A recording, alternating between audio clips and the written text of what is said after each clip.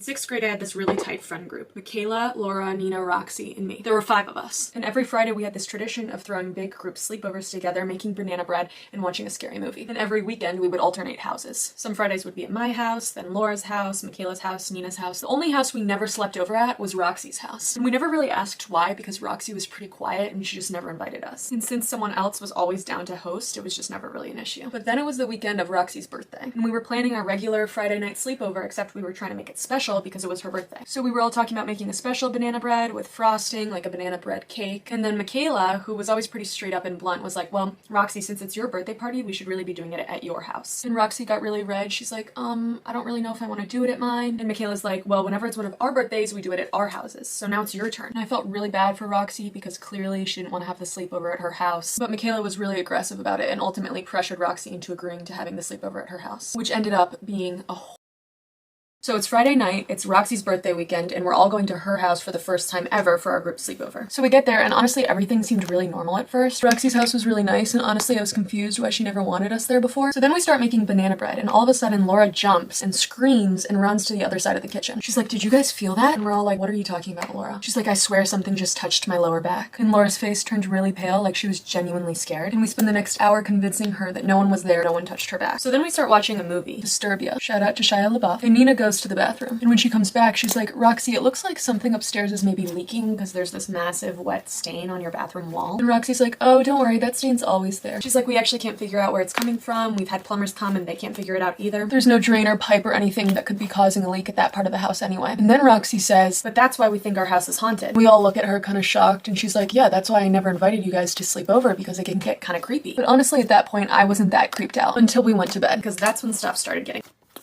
Story time at the time a nail salon took advantage of my blindness. Sister and I got our nails done. We used to go all the time, and while the lady was doing my nails, she asked me how I knew how much money I had. At the time, I used cash, never again after this, but I told her that I folded my bills a certain way. I told her that I folded my 20s different than my 10s, different than my 5s, different than my 1s. Anything of her asking that question, I think it's a good question, and I just thought she was curious. Got done with my nails, she walked me towards the front, and my sister was actually just finishing up with hers, so it was perfect. There's another man at the front, and he asked me how I knew how much money I had. Told him the same thing. Before I left to go to the nail salon, I made sure exactly how much money I had. My sister helped me count it, helped me make sure that I folded the right bills, just so I knew how much I had, how much I would spend. I gave her the money. Positive that I gave her the right amount because it was just folded, it was folded perfectly, and I counted it out. She takes it, starts talking in a different language, and then tells me that I owe her $20 more. Or I didn't, and I told her the exact amount I gave her. And she's like, no, you didn't give me this amount, you gave me that amount. Like for part 2.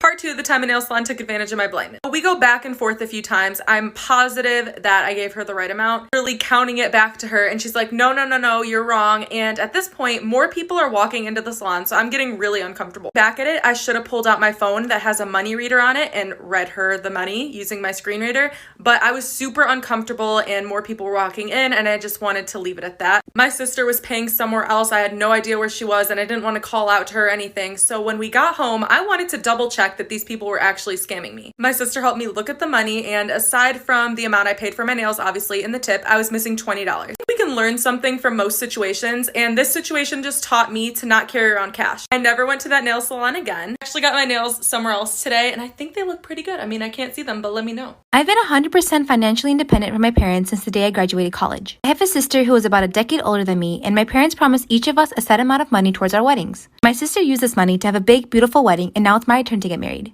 But my parents have admitted that they gave away the money they had saved for my wedding to my sister. My sister, a mother of one, had a series of health problems and had to freeze her eggs if she ever wanted to have another child. She didn't have the money and only had a few weeks before her hysterectomy, so she asked my parents for the $13,000, which they obviously gave her. I know I sound selfish for prioritizing my wedding over her fertility, but she was 36 when she got the diagnosis. There was no telling how long it would take for her health to recover, and it would be years before they could even afford supporting another infant. I knew she would never have the means to use those eggs before she was 40, and she has made it very clear that she wouldn't want to have an infant at that age.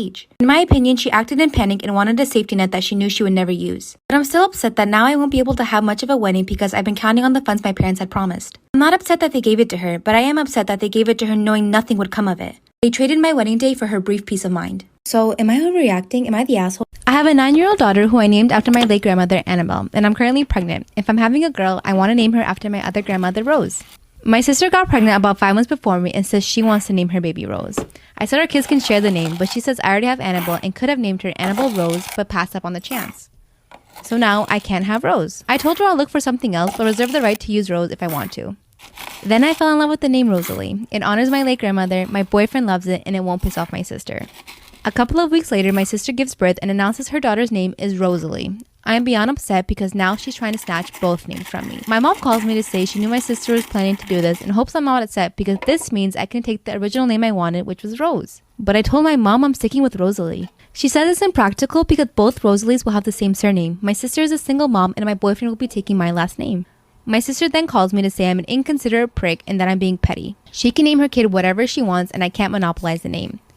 I said true, so by that same logic,